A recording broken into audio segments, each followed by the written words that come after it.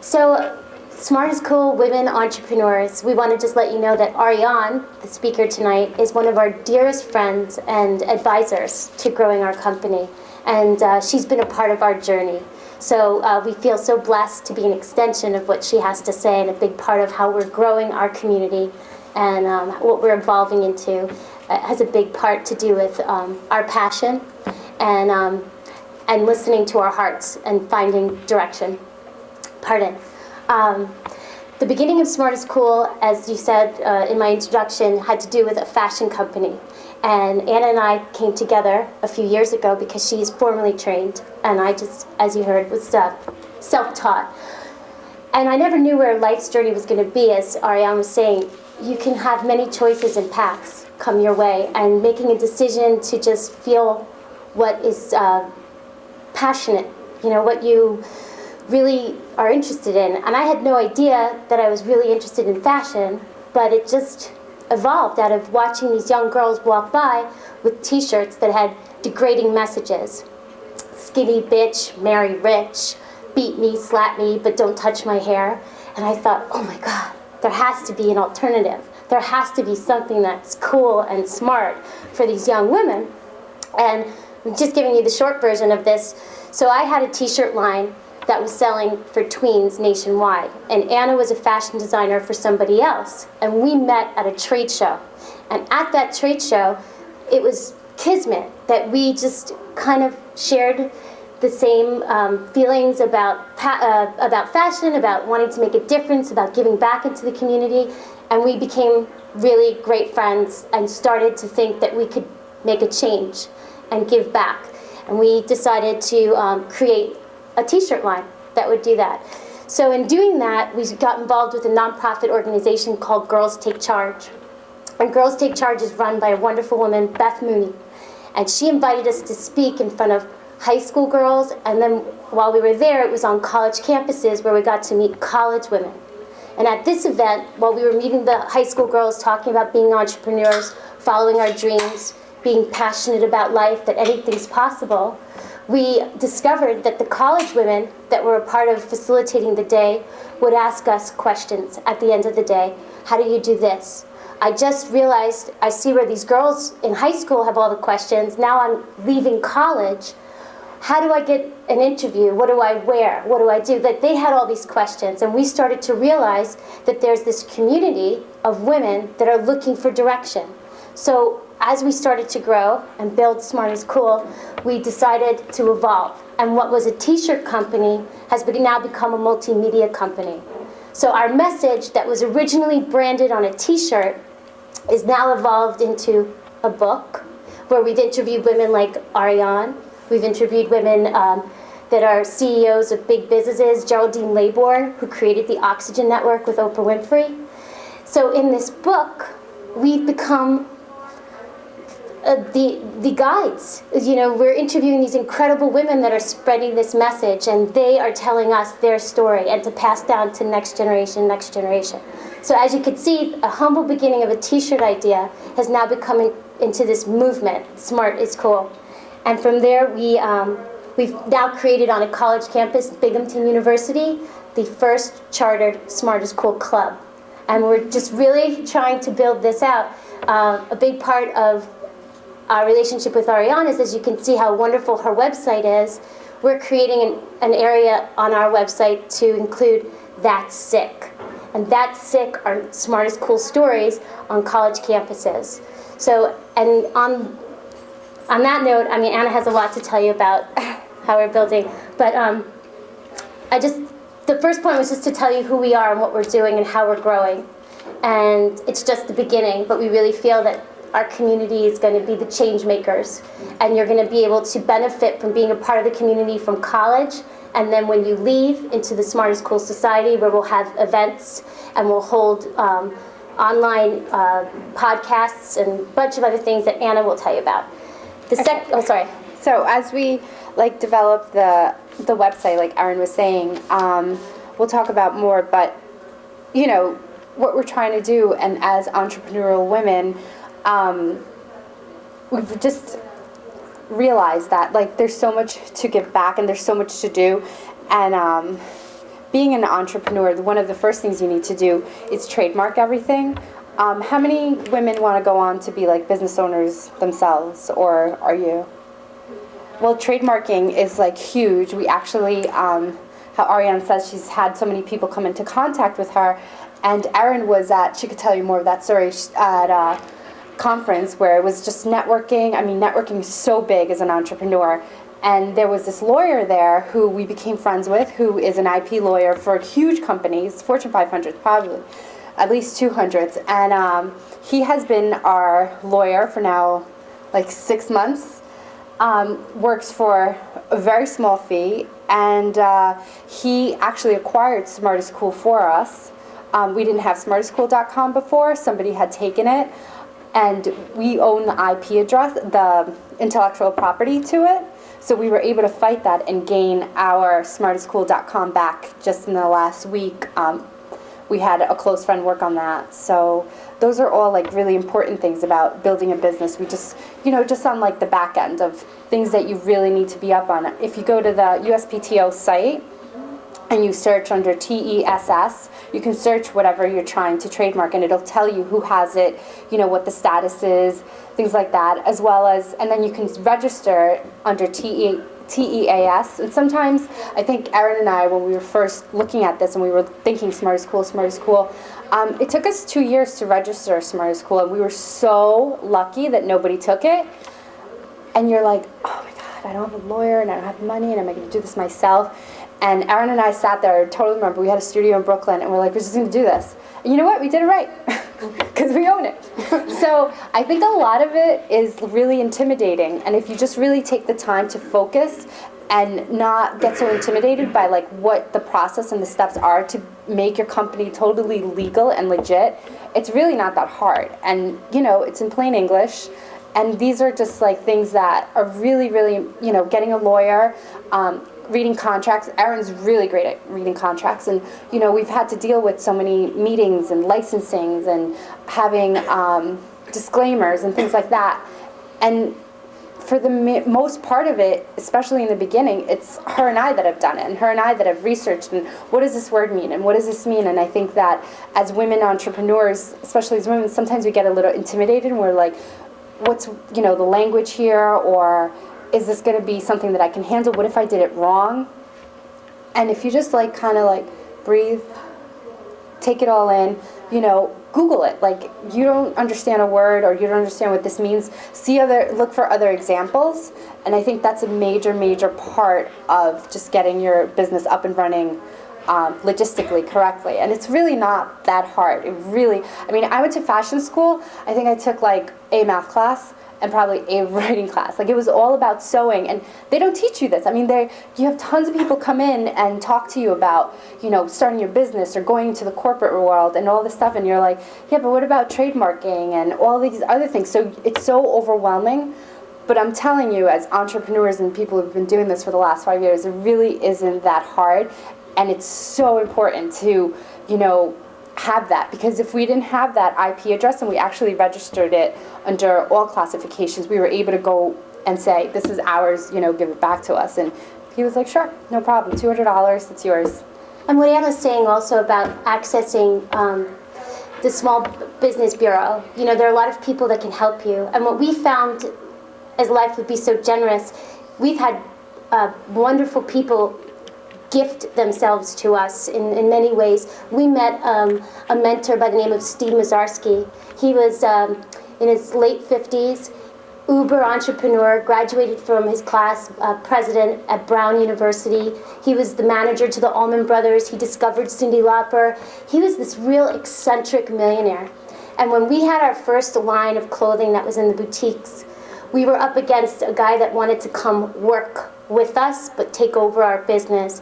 And we had an opportunity to work with a major cell phone company. So we were thinking, and we were new to business. And that's another thing. We used to get so excited because we thought, this is it. Cell phone company, text message, t-shirt line, money, you know? And what did we do?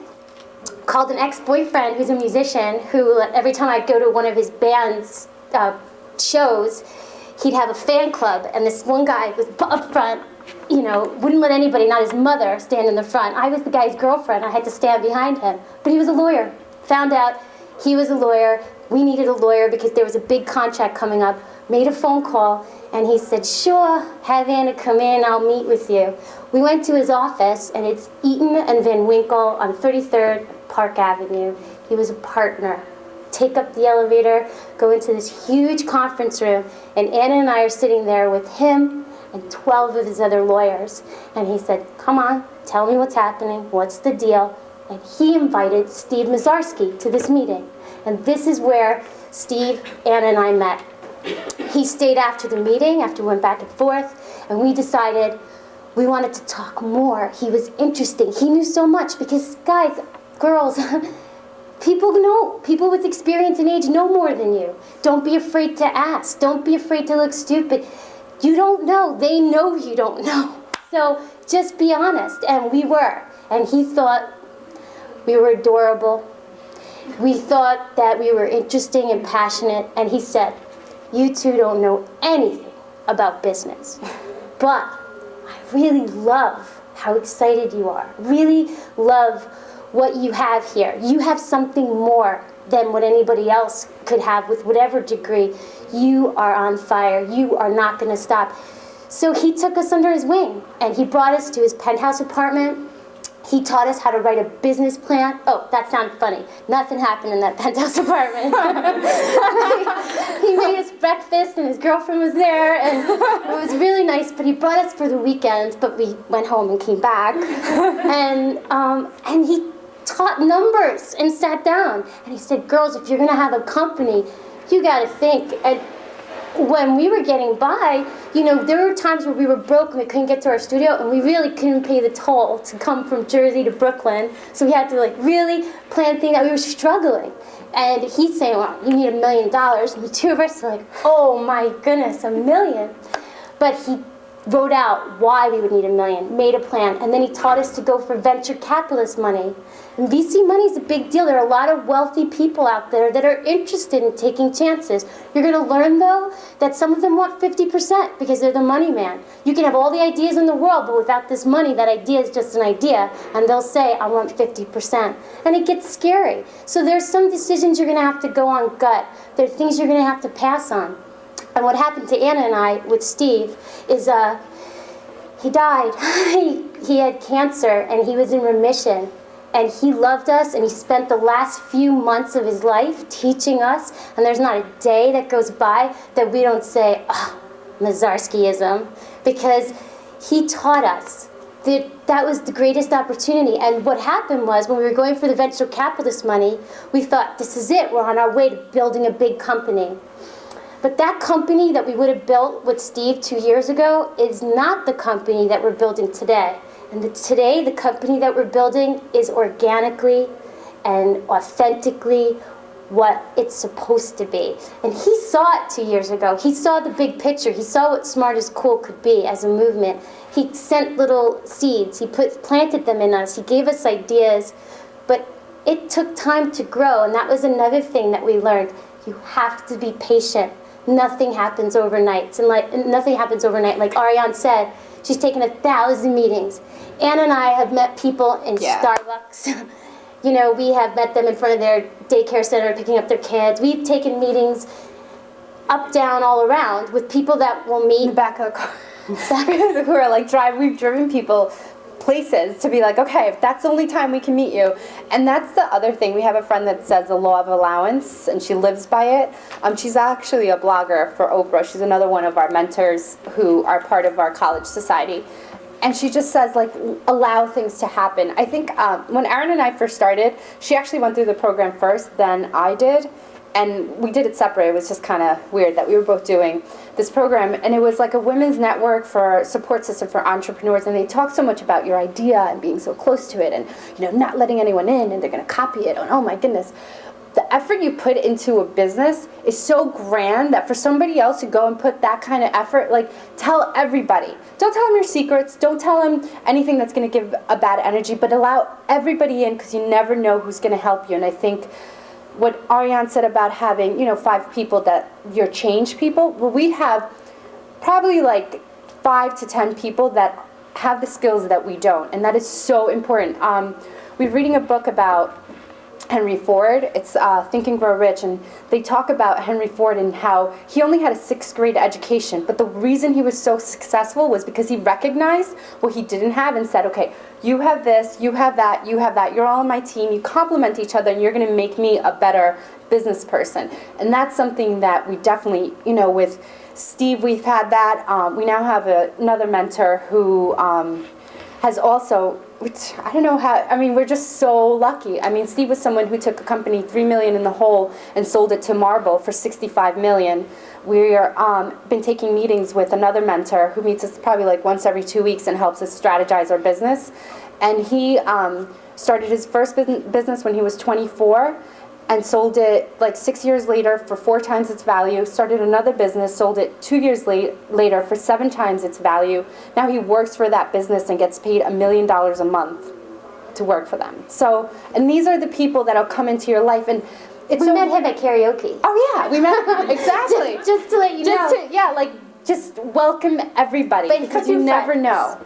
And that's the big point, is be passionate, live big, dream big, and open your heart to amazing people, because they come in all shapes and sizes, in all different ways, in all different places and time. And the law of attraction, I never thought I was going to meet Anna. I never thought we were going to have another partner. I never knew that smart is cool. It's redefining smart and setting new standards for cool. And I forgot to mention that when we first started. Redefining smart means to understand that you have gifts and talents, and you are good at certain things and you love these things, and living a smart life is a full life encompassing and embracing those talents and gifts. That's smart.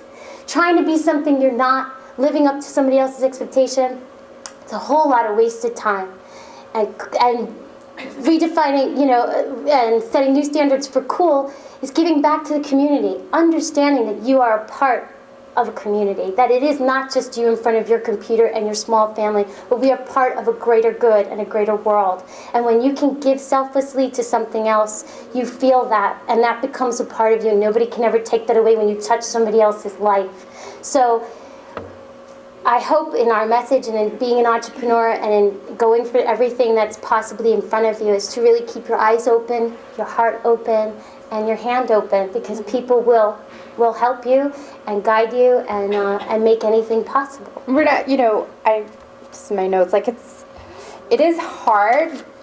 There's so many difficult times, but at the end of the day, when you have that team, Erin and I, well, Erin always says this, that 2 cats are better than 1, because you have a support system and you have someone that, you know, will push you when you're kind of like down. So it's really important to have somebody, like, or people around you with different skill sets. Do you guys have questions? I know that. Sure. I have an invention that I've tried to, I just cannot get, I can't afford a lawyer. I don't have the knowledge to patent the thing myself. I've gone to the University of Delaware's PTO library and begged for help. And by the time the guy was done, I was like, my brain hurts. I don't even know what you just said. And I'm so desperate, I was actually going to take the Acela to Virginia and like park myself in the lobby of the USPTO and beg for help. but Okay. I can't afford a lawyer, so what now? You guys got really lucky. Yeah, we did. You know, if you access, I know that you feel frustrated, and I know you just want help now from somebody who knows something right now. And it might take a little work to find that person, but I find that older people, retirees, they are so excited for young blood and energy to be around them. So going to the small business bureau, your local business bureau, and asking specifically for somebody that has a background in patenting, trademark, an older guy, an older woman, they are there for that. We went to the Small Business in Brooklyn. Association. And we met some lovely guys, you know, and we were from a fashion business, and he came from the Garmento world. He sold brassieres out of Colombia, but we met him, and it was really this random thing, but he understood what manufacturing was, he understood a factor, what we needed for an investor, so you never know, but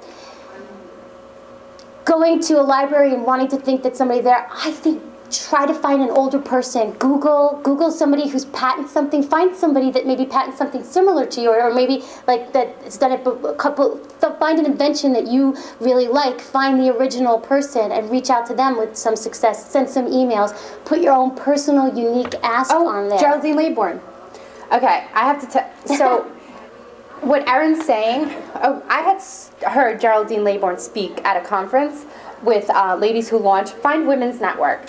Sometimes they're a little bit of a letdown, like what they offer, but you'll be in contact with more women entrepreneurs, and that's what we're saying. Like, you need a team of people who are going through the same thing as you, who are equally as frustrated, and say, well, this is what I did, and then they'll get you to step 3, and then you'll meet this woman who's at step 4, and then she'll push you, and that's really, we found is really important. But anyway, so I saw Geraldine Laybourne speak, and Erin and I, like, we did everything and anything to, as silly as calling up her manager and asking how much it would cost for her to speak at an engagement. I'm like, we'll book her, and then we'll have her, and then we'll talk to her. And they were like, $250,000. We were like, okay, no.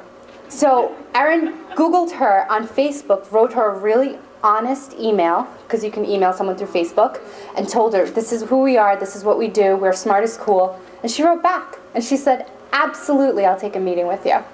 And she did. And Erin, we have a very different relationship. She's taken more to Erin, but Erin will email her all the time. And people come to us trying to get in touch with her, and she'll be like, hold on, let me email and see if, she wants to talk to you. And she'll be like, sure, send them over. Oh, no, maybe then. I'm busy. And this is a woman who sold the Oxygen Network like 2 years ago for $928 million. And she is... Trusting your gifts, guys. I'm not the smartest person in the room. I'll be the first to say that. I know what I'm really good at. I know I'm great at meeting people. I know I'm great at remembering names. I give people a look in the eye, a great handshake, and if I meet you, I'll probably never forget you.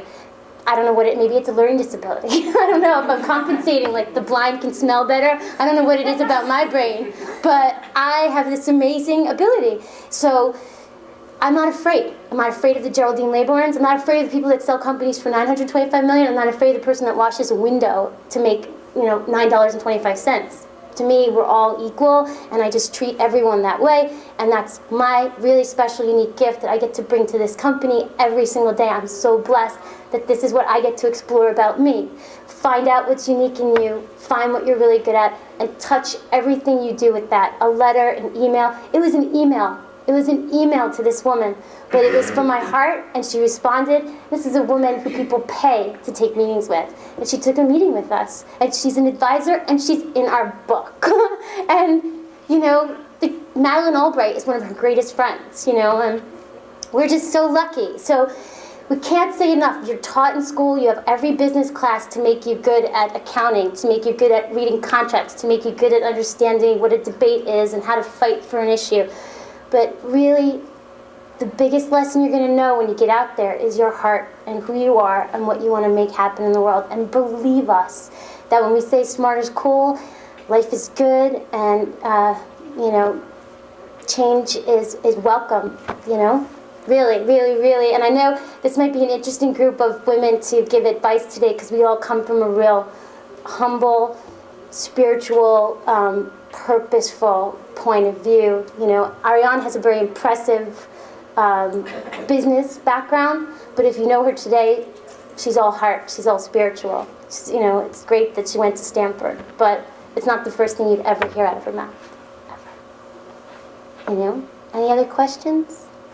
You guys briefly, I think when you were talking, you mentioned some sort of blog or an entrepreneurial forum or something like that. Do you have any recommendations for websites or organizations or other things that we can look at online? Well, we did Ladies Who Launch together. We've been part of Collective E, who is also a women's entrepreneur. Springboard is another women's network in New York City, and they fund businesses. They take ideas, so that might be something you might want to look up. What's another one that we've done? That's like basically the ones we've done. And Ariane's, of course, the first 30 days. Did you? Can I ask another question? Sure. I'm in an entrepreneurs network, and it's all men. It's very intimidating, and I feel like I have no experience at all. So I usually don't say anything. And I'm very intimidated by the venture capitalists because, to me, they seem like opportunists, and perhaps they won't have my best interest at heart. So when you dealt with your venture capitalist, did you go with your own knowledge, or did you also consult your lawyer for help? Well, he was a friend of our lawyers to begin with, so he came with a real warm contact. And, oh God, we were blessed. We were blessed because we just, that was a gift to us. People were knocking down his door saying, Steve, get behind this idea. Steve, I want you to invest in this idea. He had entrepreneurs emailing him and texting him and trying to get in touch with him. And he picked us. We were really lucky. And the new guy, you know, it's funny. We met him at a friend's karaoke party, entrepreneur group in New York City, guys, girls. It's a mixer. This guy's off the charts crazy. He's in the toy industry.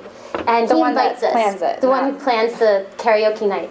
So we go out. He's been bugging us for the last 6 months. Oh, you girls suck. You don't go to my parties. You never show up. So finally, this third or fourth party, we said, okay, Scott, we're go.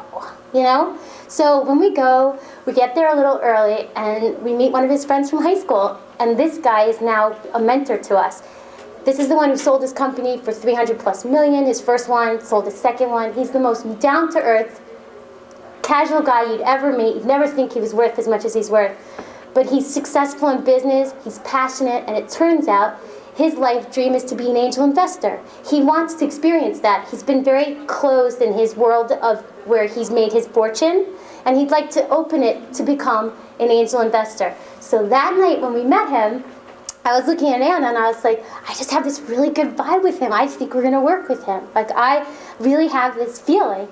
Sure enough, we emailed, we went back and forth, and we've had a couple of dates. He's read our business plan, and he's met us now, and he's, you know, in the bigger picture. Now, he's really, so that's what we're saying. We had no idea he wanted to be a venture capitalist, but... Do you have a business plan? Yes. That's great. Because that's really, really important. And women and men work differently, so I would probably recommend, Ladies Who Launch have a lot of different chapters. Maybe you can look them up. I think that most women would feel intimidated. Most men are very numbers, and 1 + 1 has to equal 2, where women, it's like, well, that doesn't feel right. He doesn't feel right to me. This VC person. And they're going to be like, what do you mean it doesn't feel right? He's got the money, you got the ideal, 1 + 1 = 2. And you're like, yeah, no. But, so a business plan is really important because most of these VC people are going to be men, and you need to speak their lingo, but you want to have your support team to be more like you. So you want to try to look for the women entrepreneurial groups, but have your intellectual property and all of the things that are going to make you look like you know what you're talking about, like a legit company once you get in front of the VCs. But in the background, you want to have those women business owners who are like, okay, well, this is how I dealt with that. And this is, when I go into a room, this is how I present myself. Because we are women, and a lot of the times, the men are looking at you like, can this be more? You know what I mean? Like, it's hard. It's a hard road to navigate. The men don't have to, a man doesn't go into a room with another man and it's like, do you think like, okay, should I wear a skirt? Should it be knee length? If I wear pants, do I look like a lesbian? Like, I'm serious. Sometimes you think about those things. Like, will that be better? Is this skirt too short? Like, men don't think about that. They just go into the meeting, they have a talk, handshake, and it's like a man's world. So what we're trying to do in Smart as Cool is build a women's world, like a network where you're like, have those questions answered and you feel like you have all that power behind you when you walk into these meetings, and it's not intimidating. Thank you. Good answer. And we'll be coming out with a wardrobe in 2011. Career to cocktail. Possibly. We're in the talks. So building a brand, building a lifestyle, SICK is going to be a way of life, and you're all welcome to be a part of it. Come check out the website, smartascoolmovement.com. Smart as Cool, now that we've secured the web address, will be functioning as of next week. Blog on there, talk about your experiences, your SICK stories, any questions, any kind of network. If you want to email Anna and I, Erin@sickmovement.com, or Anna, and anybody that we know that can help you, we'd be more than happy to make introductions. And as you'll see on our website and as we grow, we're hoping to build a mentor match. And when somebody gets out of school or in the middle of making a career change and they have a question about how do I be a filmmaker, how do I be an author, how do I run a business, how do I open my own restaurant, whatever you have, we will have answers for you, and then possible connections where you'll be able to have coffee or events to meet these people, because this is going to be the bona fide sisterhood. This is it. Smart as Cool. If we come together, we are a powerful force, and all this BS with us competing against each other, we don't have to do that anymore. We are sisters, and our dreams are not dependent on the guy anymore. And like, oh, so I have to, to marry him, I got to look better than her because he's going to give me my life. We make our own lives. We have our own destinations, and it's a whole new era. And I'm sure you've all heard of Maria Shriver's report now, A Woman's Nation. 50% of us are in the workforce. That means 50% of us are being mothers, sisters, daughters. We carry a lot of responsibility and we do it well. And we're just expected. And we're excited for all these changes. Politically, I think we are, in the world, the United States politically is in the 11th percentile as far as how many women we have in Congress and representing us. Just, we're really low. There are people that you wouldn't think would have been voted, but in other countries. And I'm just trying to say is that there's a time for us in the times now, and it has been. And the difference now is that the other feminist movements, we've been fighting for rights, fighting for equality. Now there's nothing to fight for. Now we're here, and this is going to happen. This is happening.